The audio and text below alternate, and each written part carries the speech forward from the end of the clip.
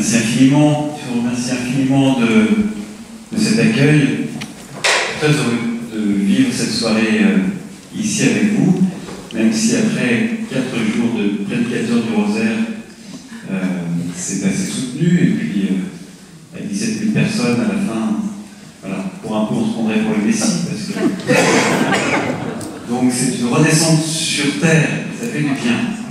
Très très heureux d'avoir eu cette occasion.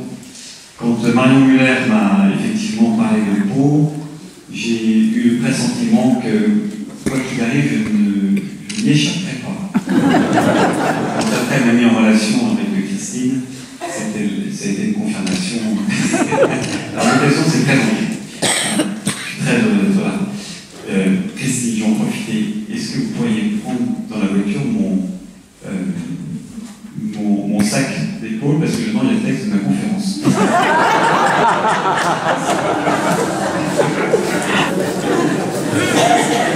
Voilà. Merci. Alors, on avait eu le projet de venir avec mon compère Samuel Amédro, qui est pasteur, avec qui on a écrit effectivement un livre à la demande déjà de Marion Muller, que vous avez connu l'un et l'autre, et qui pensait que vous avez des choses à nous dire, à partager, c'est vrai. Peut-être qu'un jour ça se fera. Et ce soir, il était impossible de venir, et moi c'était vraiment la soirée possible. Alors donc, nous allons parler ce soir d'un sujet qui me tient profondément à cœur, qui est celui de la fraternité. Alors ce petit livre, ce n'est pas un livre. Ce livre est une bibliothèque. Donc, c'est pas en soi un grand discours sur la fraternité, mais c'est vrai que depuis des années, cette question de la fraternité me semble absolument centrale. Et donc, j'ai eu à la creuser, j'ai eu à en parler. Et donc, c'est différent. Il y a dedans, par exemple, une aide pastorale qui résume 10 ans de vie en Algérie. Au bout d'un moment, j'ai eu l'impression de comprendre quelque chose de notre présence en Algérie. Donc, j'en ai fait une aide pastorale pour les membres de mon diocèse. J'en ai fait une en 10 ans. Donc, c'est pas énorme. J'en ai fait une autre après en arrivant à Alger. Parce que quand on a été nommé évêque à 50 ans, on porte quelque chose, on porte une devise, on a encore l'orgueil de la jeunesse. Quand on est nommé archevêque d'Alger 10 ans plus tard, à 60 ans, on est une autre personne. Et donc, voilà, c'est aussi un autre regard sur la fraternité. Et puis dedans, vous trouverez aussi, si vous voulez, évidemment, des développements sur la question de la fraternité laïque et de notre devise, liberté, égalité, fraternité. Vous trouverez différentes choses. C'est précédé d'un petit portrait qui a été fait par un des frères dominicains, libre. Voilà. Ce qui est dit est vrai, il aurait dit différemment, mais voilà. Donc c'est ce petit livre. La fraternité, pourquoi est-ce que ce sujet me tient à cœur? Parce que je pense qu'elle est au cœur de notre foi, qu'elle est au cœur de notre vie ici dans ce pays, qu'elle est au cœur de l'existence, du futur de notre humanité, tout simplement. Quand Malraux, on prête à Malraux le fait d'avoir dit que le XXIe siècle serait spirituel, ne serait pas,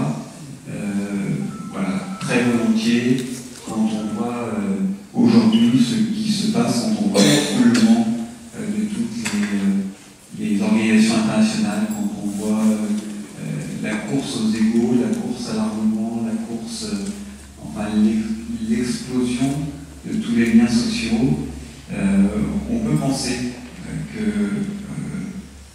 le monde sera fraternel ou ne sera pas. Quand on le voit dans ce pays, alors je vais peu en France, mais simplement le temps d'un pèlerinage, on parle avec les uns, avec les autres, et puis on sent des tensions qui sont là. Alors moi, je suis au cœur d'une tension particulière, évidemment, une tension entre la France et l'Algérie. si j'ai des questions, s'il y a des questions, on pourra en parler. Mais en tant que franco-algérien, je comprends d'une façon particulière les franco-algériens et évidemment j'ai un regard particulier. Et c'est une question de fraternité. Donc de ça, j'espère qu'on pourra en parler. Je vais faire un rapide, une espèce de poser 2-3 jalons sur la question de fraternité, et puis après, ce sera surtout, j'espère, un échange. Donc je crois vraiment qu'il y a une urgence de la fraternité. Je crois vraiment que que la fraternité va être présente aussi dans notre Église, et pas seulement dans notre Église, mais à partir de nous-mêmes dans le monde entier. Si depuis 20 siècles, il y avait une chose qui était connue, c'est depuis 20 siècles, on disait les chrétiens, ils ont quelque chose de particulier, ils sont incroyablement, ils sont des frères et des sœurs pour tout le monde, c'est incroyable, c'est bizarre, ça leur vient du Christ, mais alors, dès qu'on voit un chrétien, on reconnaît un chrétien à la qualité de sa fraternité. L'évangile aurait été annoncé, et le monde serait sans doute différent. Alors voilà, une urgence, tenaillée depuis des années par l'urgence de la fraternité. Et la fraternité, c'est bien loin d'être cette espèce de valeur un peu molle, si tous les gars du monde se donnaient la main, ou cette espèce de mot qui est tellement utilisé qu'il est usé. Et finalement, il ne veut plus dire grand-chose. Et bon, je crois que véritablement, la fraternité est un sujet et qui se creuse. Et je voudrais devant vous le prendre à partir de trois points, 3 propositions. La première, c'est que la fraternité, elle est porteuse de vie et elle est porteuse de mort. La fraternité est quelque chose de difficile, et quelque chose de dangereux, et quelque chose de redoutable. C'est le plus beau et c'est le plus dur. Nous avons besoin, nous, humains, à la différence des animaux, nous avons besoin d'un grand temps d'éducation. Nous avons besoin, nous ne sommes pas autonomes avant quel âge? C'est pas bien, il faut interroger les parents dans la salle. Bon, disons, on va prendre une moyenne, une vingtaine d'années, quoi. Un peu plus, ou un peu moins, ou beaucoup plus, je sais pas. Mais en tout cas, le petit homme a besoin d'un environnement, délimité. C'est la famille. Le premier environnement auquel on pense, c'est la famille. On devient humain, la famille est le socle du développement, de l'apprentissage de l'humanité. On apprend avec nos frères, nos sœurs, en se disputant, en se voilà. Donc ça, il y a besoin d'un espace délimité pour que la vie humaine puisse être apprise, qu'on puisse devenir simplement humain. Donc ça, s'il n'y a pas ça, eh ben c'est une faillite de la personne. Enfin, c'est extrêmement compliqué. Donc, on a besoin de ce contour-là qui permet à la vie humaine de se développer et à l'apprentissage de la vie humaine. En même temps, ce contour-là est redoutable. Il est redoutable. Il est redoutable parce que, selon ce qu'il est, s'il n'est pas poreux, s'il n'est pas ouvert, il permet, et puis même s'il l'est d'ailleurs, il est propice à tous les enfermements, à tous les mimétismes, à toutes les jalousies. L'intérieur, voilà, nos familles ne sont pas absolument exemptes. La fraternité ne va pas de soi dans nos familles. Si on apprend dès qu'on élargit un petit peu le cercle familial, en tout cas, dans ma famille à moi, peut-être même avec mon propre frère, c'est compliqué. Et en tout cas, même si c'est une famille saine, mais peut se développer.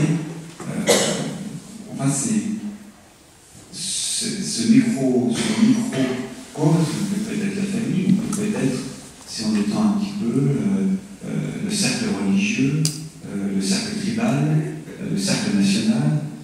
Enfin, très vite, il peut y avoir un enfermement. Et c'est pas pour rien que le premier meurtre dans la Si la fraternité était cette espèce de valeur molle où il suffit de s'aimer pour être des frères, et si on est des frères, tout va bien, il n'y aurait pas eu le meurtre de Caïn et Abel qui nous est montré comme voilà, le premier meurtre dans la Bible. C'est deux frères. Voilà. Donc ça, il y a ce danger-là. Et puis il y a un deuxième danger, c'est que cette délimitation nécessaire pour qu'il y ait la fraternité, s'il n'y a pas de limite, il n'y a pas de fraternité. Eh bien, c'est qu'il y a un dedans et un dehors. On en est ou on n'en est pas. Et ça, évidemment, c'est redoutable. Si tout d'un coup, mes frères ne sont que ceux qui sont à l'intérieur de la limite, par exemple la limite religieuse, et que derrière, eh ben, c'est difficile. Et évidemment que nous vivons ça, que sans cesse nous posons des limites, et les frères sont ceux qui sont à l'intérieur de la limite. Et par exemple, quand on vit en monde musulman, par exemple, l'islam, qui est une belle religion, une religion que je respecte, et crée naturellement une forme de fraternité forte, que ne crée pas de la même manière le christianisme, et on peut se sentir en être de ne pas en être. Dans la société, on dit Yarouya, mon frère, et mon frère, c'est simplement, en fait, on me le dit à moi, et c'est mon frère musulman, c'est à l'intérieur d'un espace qui est délimité. C'est toute la différence, par exemple, entre le ramadan et le carême. On a l'habitude de dire que c'est un peu la même chose. On nous interroge tout le temps, alors vous, le carême ou le ramadan, non, on a bien en commun la volonté d'un retour à Dieu, la volonté de l'aumône pour le soin de l'autre, la volonté de la prière. Ces piliers-là nous sont bien communs, mais il y a dans le ramadan une dimension communautaire. On le fait tous pour en être.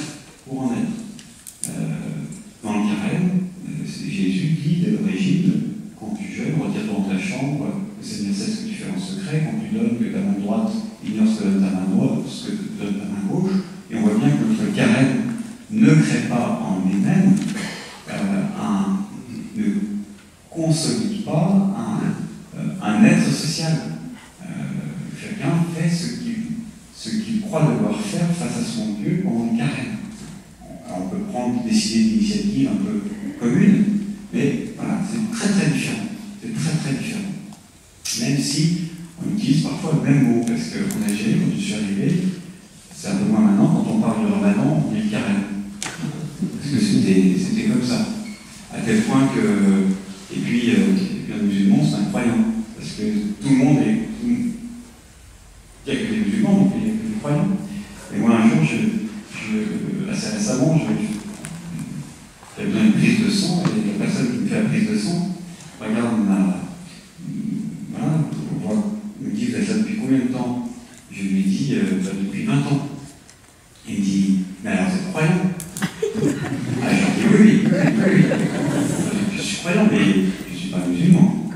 Alors il fait la piqûre, il réfléchit, et il me dit, mais vous faites bien un carême quand même. Ah, je dis, oui. Je ne suis pas le ramadan. Voilà, petite blague, mais simplement, et quand on dit ça, eh bien, on sent qu'effectivement, c'est un bien dedans et un dehors. Je prends cet exemple-là, on a exactement les mêmes partout. On les a dans les tribus, on les a dans les sociétés régionales, et nous les avons, nous, partout. Partout, nous créons ça. Nous créons sans cesse des dedans et des dehors. Et donc, voilà, ça c'était mon premier point. La fraternité, elle est nécessaire à la vie, et elle peut être vraiment un obstacle à la vie, et une source de tension extraordinairement forte. Pour que cette fraternité puisse être ce que l'on imagine, ce que l'on espère d'une fraternité, il faut qu'elle se dépasse elle-même. Il n'y a de fraternité digne de ce que nous appelons fraternité, qu'une fraternité qui a dépassé, qui sait avoir à la fois posé une limite et qui sait la dépasser. Comme une famille. Une famille a besoin d'avoir des contours, on ne rentre pas chez les gens comme ça, sans frapper. Voilà. On ne s'invite pas à table, on va pour notre frigidaire. Quand on rentre chez quelqu'un, non. Aujourd'hui, par exemple, je suis invité pour ce soir. On me dit ce soir, vous êtes bienvenus. Demain, on en parle. Voilà. C'est exactement ça. Il y a bien un périmètre. Et à la fois, les familles, c'est fait pour être ouvert. C'est pour inviter, c'est fait pour accueillir. Et on sent bien à la fois cette limite et ce dépassement. Et c'est vrai pour tous les domaines de la fraternité. Elle est faite pour ça. Une fraternité est faite pour se dépasser elle-même. Voilà. Sinon, elle est mortifère. Et pour se dépasser elle-même, eh bien, il faut l'apprentissage. Il faut passer d'une fraternité au singulier à une fraternité au pluriel. On n'a pas une fraternité, on a des fraternités dans notre vie. Et ça, c'est l'apprentissage normalement de l'éducation. Au début, son frère, sa sœur, c'est son frère de sang, puis après on va à l'école, puis après on a des camarades qui deviennent tellement proches, des amis qui deviennent tellement proches que c'est presque comme des frères. Et puis après on va voyager, et puis après on va... Et petit à petit, le cercle des fraternités va s'élargir. On peut avoir plusieurs appartenances. Les fondamentalismes, par exemple le sectaire, que l'on peut retrouver, ou les réflexes sectaires, sont justement faits là-dessus. Tu n'as qu'une seule appartenance. Tu appartiens à ça, voilà. Et le reste n'existe pas. Et ça, on s'aperçoit qu'effectivement, c'est ce qui a fait cette dérive de la fraternité. Là encore, je pense au Mali. Le Mali est un pays, les pays du Sahel en général, mais c'est pareil pour le continent, mais le Mali, il y a une espèce d'équilibre incroyable. C'est-à-dire que on est... l'appartenance première, c'est des noms. C'est même pas des tribus, c'est des noms. Alors on est Diarra, on est des grandes familles.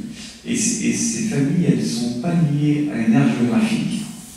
Et on s'insulte entre soi. Toi tu es Diarra, toi tu es Koné, tu étais mon esclave, et tout ça. Et on joue là-dessus. Et on en rit. Et à l'intérieur de ces familles, on peut être chrétien ou musulman. Et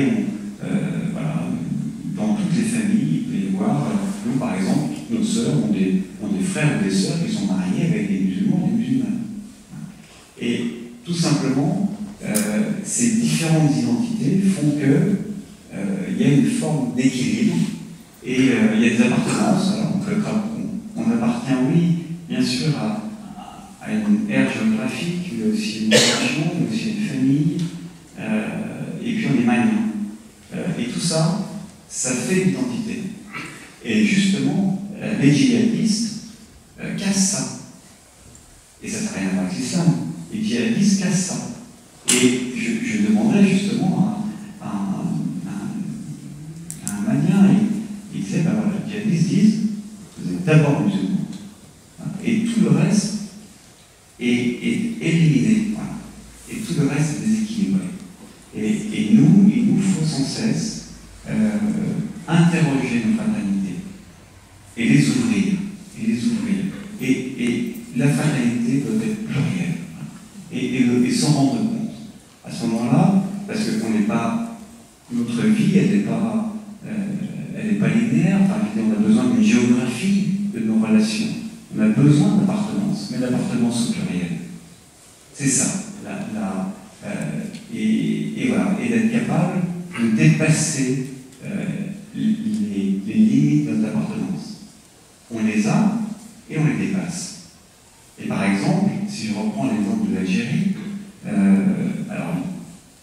l'islam sait très bien faire ça aussi. Alors dans la rue, on vous appelle Yarouya, mon frère. C'est presque un peu un type de langage, parce que bon voilà, toute la société est prise dans sa globalité comme par définition n'ayant qu'une religion, ce qui n'est pas tout à fait vrai. Et puis tout d'un coup, il m'est arrivé que quelqu'un me dise « tu es mon frère ». Et là, ça change tout. Ça change tout. On voit très bien que dans ce moment-là, la personne a conscience qu'on enjambe quelque chose. Voilà. On franchit un seuil. Et ce seuil-là, et c'est précieux. Alors je ne sais pas si, par rapport à ce seuil, je ne sais pas si c'est lui qui sort, si c'est moi qui rentre, mais en tout cas, on franchit quelque chose. Et ça, c'est très beau. Et c'est peut-être, je parle de l'Algérie, je parle de l'islam, parce que c'est justement cette confrontation qui fait qu'on interroge, que j'ai interrogé cette relation-là de fraternité. Parce qu'elle est forcément interrogée et mise en question. Et ça, c'est voilà, ça, c'est des moments qui sont extrêmement forts. Peut-être que c'est ce qui nous donne tout ce goût, de cette vie en Algérie. Et en fait, mais là je ne vais pas le développer, quand quelqu'un me dit ça, toi tu es mon frère, en fait il me dit, toi tu es mon aîné. Et il y a évidemment un lien entre cette fraternité qui dépasse, qui sort de ses limites, et l'amitié, mais ça sera pour une autre conférence. Voilà. Alors, je voudrais ensuite, ça c'était mon deuxième point, donc après cette amitié qui est source de vie et qui est mortifère, l'amitié qui doit, pour s'accomplir, se dépasser elle-même, c'est-à-dire savoir sortir des limites, non pas les abolir, mais sortir des limites dont elle a elle-même besoin, c'est-à-dire en fait, ne pas être enfermé dans des murs, mais avoir des portes tout simplement de passage. Il y a un troisième point que je voudrais développer, c'est évidemment le dépassement, un autre dépassement de la fraternité par elle-même, qui est évidemment le dépassement par le Christ, et qui est cette fraternité chrétienne qui est une forme de dépassement. Alors, pour nous qui sommes chrétiens, ça ne veut pas dire que c'est dans l'absolu la relation fraternelle ultime, et pour nous qui sommes chrétiens, nous la reconnaissons comme la relation de fraternité ultime dans le Christ. Christian Tcherché, qui est le prieur des moines de Tibérie, avait cette très belle formule. Il disait, en parlant du Christ, le Verbe s'est fait frère, non pas le Verbe s'est fait chair, mais le Verbe s'est fait frère. Et c'est extrêmement suggestif. C'est-à-dire que oui, le Christ, en nous envoyant à dire d'abord Dieu en se faisant homme, transfigure notre humanité pour le révéler à elle-même. Nous ne sommes pas en prenant conscience de l'incarnation du Christ, de Dieu fait de Dieu, Dieu fait homme. Il ne fait pas de nous des humains augmentés. Non, il nous révèle l'incroyable richesse et folie de notre propre humanité, de toute l'humanité, de tout le genre humain. Eh bien, c'est un peu la même chose pour la fraternité. Il ne change pas la nature de la fraternité, il en fait ressortir, je pense, toute la richesse. Et ce point-là, il est pour moi extraordinairement important. La fraternité chrétienne, elle ne peut pas, évidemment, se restreindre à la communauté. Si elle est restreinte à la communauté, c'est pas qu'on parle de la fraternité chrétienne. La fraternité chrétienne, puisqu'elle est portée par le Christ, a vocation à l'universel. Nous ne pouvons pas être chrétiens chrétiens sont portés dans le cœur le désir d'une fraternité portée jusqu'à l'universel. Parce qu'un jour, nous avons inscrit en nous ce désir d'unité profonde d'un corps un jour réuni, d'une humanité entière réunie. Voilà, on porte en nous la trace de cette unité. Voilà, et cette fraternité, si la fraternité est pour les chrétiens, on n'est pas dans la fraternité chrétienne, on est dans la fraternité ressentie, voilà, vécue sur un certain plan humain qui est même un peu limité, c'est-à-dire qu'on reste tout à fait au premier stade de la fraternité. Mais il y a bien sûr non seulement cette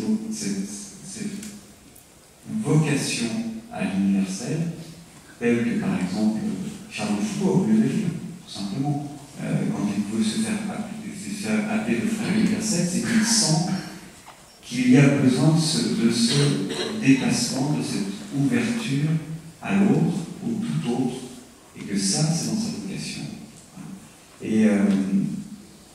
Et donc, évidemment, on ne peut pas aujourd'hui faire l'économie, si on veut se lancer effectivement ce grand bain d'une fraternité qui a conscience d'elle-même, c'est-à-dire qui a conscience qu'elle se construit avec des limites, mais qui vont de personne en personne, de limite en limite, jusqu'à la prochaine, jusqu'à l'autre et toujours à l'autre. Eh bien, je pense qu'on ne peut pas éviter le passage par la croix. Et je pense que la croix du Christ, eh bien, c'est effectivement ce verbe fait frère qui à la fin, meurt sur la croix pour ressusciter.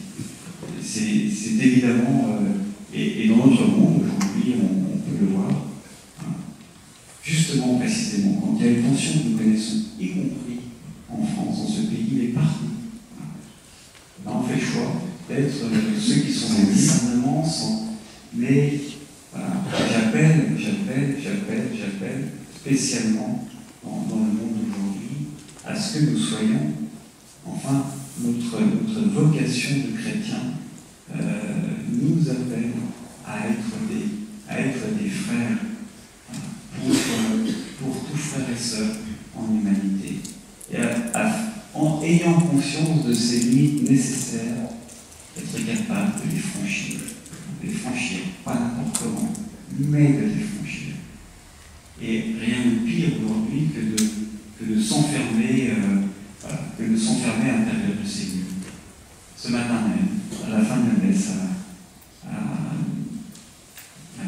à Lourdes, une dame me demande de prier pour elle, ce que je fais pour sa famille, ce que je suis prêt à faire pour ses fils.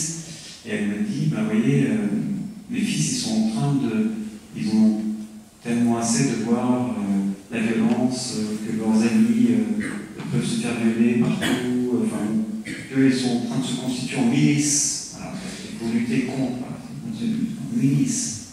Et je lui dis, les milices, on sait, ils se prennent pour Saint-Louis. Hein.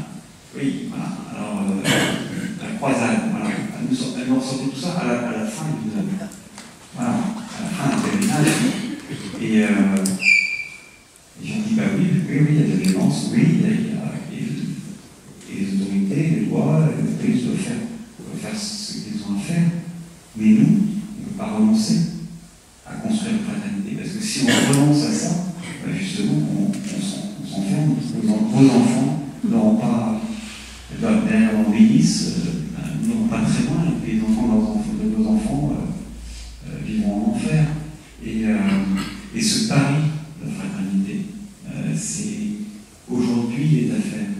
Et il est passionnant. Précisément, chaque fois que l'on arrive à sentir ce lien de fraternité justement par la différence. C'est pas du tout une espèce de naïveté un peu bête. Non, je pense que d'abord c'est essentiel à l'avenir de nos sociétés et à l'avenir du monde. C'est essentiel. Et c'est bon. Et c'est bon. Et je ne sais pas ce que sera le monde demain, mais en tout cas, avoir ce combat pour la fraternité, pour moi, est un combat absolument essentiel dans tous les domaines. Et si on reprend la France, par exemple, je ne vais pas trop le développer, mais je vais développer quand même un tout petit peu. Notre devise, liberté, égalité, fraternité. Très franchement, pratiquement toute ma vie, je me suis dit que la liberté, égalité, ça, c'était très important. Et d'ailleurs, il y a plein de lois, parce qu'on peut faire des lois pour faire respecter l'égalité, on peut faire des lois pour faire respecter la liberté. Et la fraternité dans ma tête, c'est un peu la variable romantique de notre devise nationale. C'était romantique, c'était joli, ça faisait rêver. C'est un peu superflu. Et d'ailleurs, on ne peut pas faire de loi sur la fraternité. On peut faire de loi sur la solidarité. La solidarité, c'est pas la fraternité, c'est un élément. La fraternité, ça découle de la fraternité. Et puis maintenant, voilà, on s'aperçoit que dans notre monde, dans notre société, tout va se jouer sur la fraternité. Tout va se jouer sur la fraternité.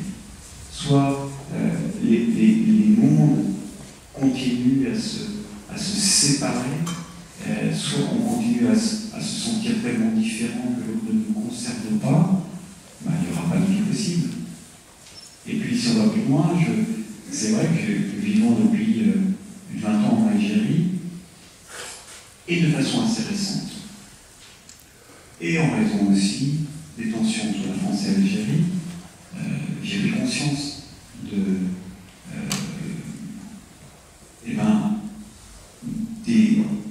des ravages jusqu'à aujourd'hui qu'on fait dans l'âme de ce peuple, indépendamment de tout. Ils ont tous les défauts du monde, très bien, mais il n'empêche qu'il y a des ravages que font 130 ans de colonisation dans l'âme d'un peuple. Et que, comme personne ne veut être colonisé, nous n'avons jamais été colonisés, eh bien, il y a eu, bien sûr, la colonisation ne se fait pas sans une violence extrême, elle ne se maintient pas sans une violence, et on n'en sort pas sans violence. Et quand pendant 130 ans, on est tenu sur sa propre terre, sur la terre de ses aïeux, comme soit pas un citoyen du tout, soit un citoyen de deuxième zone, soit, eh bien, ça reste. Et je mesure à quel point c'est resté au plus qu'aujourd'hui. C'est pour ça que j'appelle de mes vœux et de mes paroles à ce qu'il y ait des paroles, ce sont peut-être maintenant trop tard, j'en sais rien. Mais on a quitté ce pays, c'est le pays que je connais, mais il y a tous les autres, sans aucune parole. Voilà. Et ça, c'est resté. Et ça, il faut effectivement un temps long de vie avec les personnes. De ne pas comprendre pourquoi est-ce qu'ils pensent comme ça entre eux, pourquoi est-ce qu'ils sont comme ça entre eux, rien à voir avec la France. Et sentir qu'il y a cette blessure qui est là. Et je me dis, est-ce que vraiment cette blessure serait là si, dans ces pays-là, la France avait été fraternelle? Si cette devise de la fraternité s'était appliquée au-delà simplement de la limite des citoyens reconnus. Voilà. Et on peut continuer, j'étais au Burkina, enfin on voit bien dans les pays du Sahel en ce moment ce rejet de la France. Et on interroge, pardon je suis un peu politique, mais c'est ce que j'ai vécu, alors, je ne peux pas être d'accord, mais pourquoi aujourd'hui, on se retrouve 60 ans après comme dans une situation de décolonisation? Est-ce que véritablement, dans ces pays qui ont été des pays de colonie française, est-ce qu'on a été généreux? Est-ce qu'on a accompagné véritablement, de façon désinteressée et fraternelle, ces pays, laissons l'Algérie et tous les autres? Je ne pense pas qu'il y aurait aujourd'hui ces tensions si effectivement la France avait été à la hauteur de cette devise. Donc pour tout ça pour dire, on peut en débattre, je ne veux pas du tout vous imposer ça, mais tout ça pour vous dire à quel point, pour moi, on n'est pas du tout dans, pour ce qui concerne la fraternité, voilà, dans un domaine un peu léger. Je pense qu'effectivement, on touche à des choses absolument essentielles et qu'aujourd'hui, donc, la fraternité, il est nécessaire, plus encore aujourd'hui qu'hier. Parce que, évidemment, tout ce dont je vous ai parlé, des jeunes générations n'en ont aucune, en France, aucune conscience. Et donc, les jeunes générations ne prennent que les coups, que les coups en retour donnés par des personnes qui n'ont aucune conscience véritablement de ça. Donc après, c'est instrumentalisé dans tous les sens. Il y a toutes les instrumentalisations, ça je ne vais pas le nier, mais la première des instrumentalisations, ça a été le silence. Ne rien dire nous n'avons pas eu de parole. C'est comme ça, c'est l'histoire.